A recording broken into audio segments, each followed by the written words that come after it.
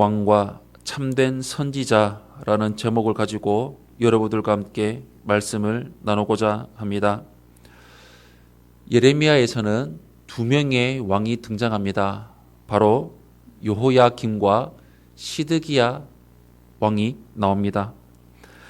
여호야김은 애굽에 의해서 왕으로 임명된 자로서 말씀이 기록된 두루마리를 칼로 베어서 불태워버린 인물입니다. 그에 비해 시드기야는 바벨론에 의해 왕으로 임명된 자로서 말씀에 적대적인 반응을 보이지는 않았으나 적극적으로 순종하지도 않은 인물이었습니다. 결과적으로는 여호야김이나 시드기야나 말씀에 불순종한 것은 마찬가지였습니다. 첫 번째로 1절에서 4절의 말씀을 보시면 거짓 믿음, 거짓 배려를 한 시드기야의 모습을 우리는 볼 수 있습니다. 오늘 본문 1절에서 4절 말씀 우리 한 목소리로 합독하겠습니다. 시작.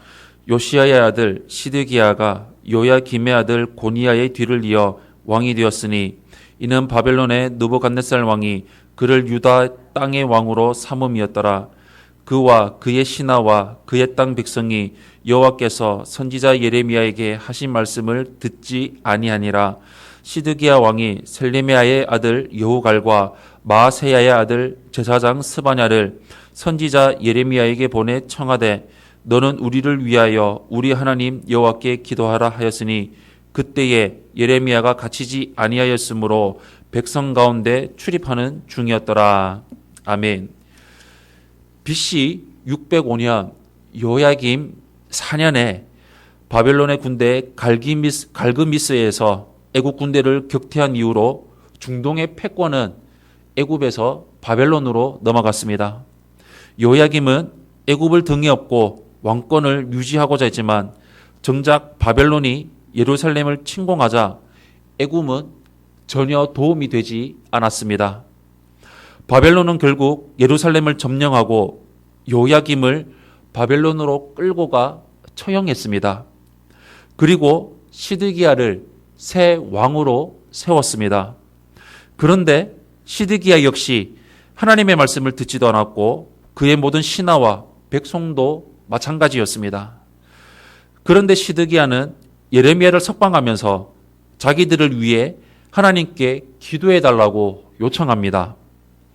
바벨론에 의해 왕이 된 시드기야로서는 바벨론에게 항복해야 한다고 주장한 예레미야의 예언이 이루어졌다는 것을 인정할 수밖에 없었고 일단은 바벨론적 주장을 하는 예레미야와 전략적인 제휴를 맺어서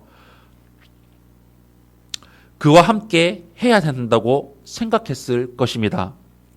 사실 예레미야는 하나님의 말씀을 전했을 뿐 바벨론파가 아니었지만 왕을 비롯한 예루살렘 주민들은 모두 하나님의 말씀에 관심은 전혀 없었고 오로지 어느 쪽에 줄을 서서 내가 살아가야 하는지만 거기에만 관심을 가졌습니다.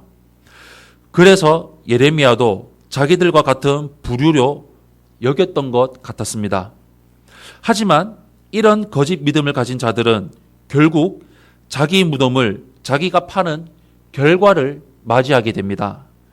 시드기야가 그런 아주 어리석은 자였습니다. 두 번째로 5절에서 10절의 말씀을 보시면 오직 말씀을 전하는 사람의 모습을 우리는 볼 수 있습니다.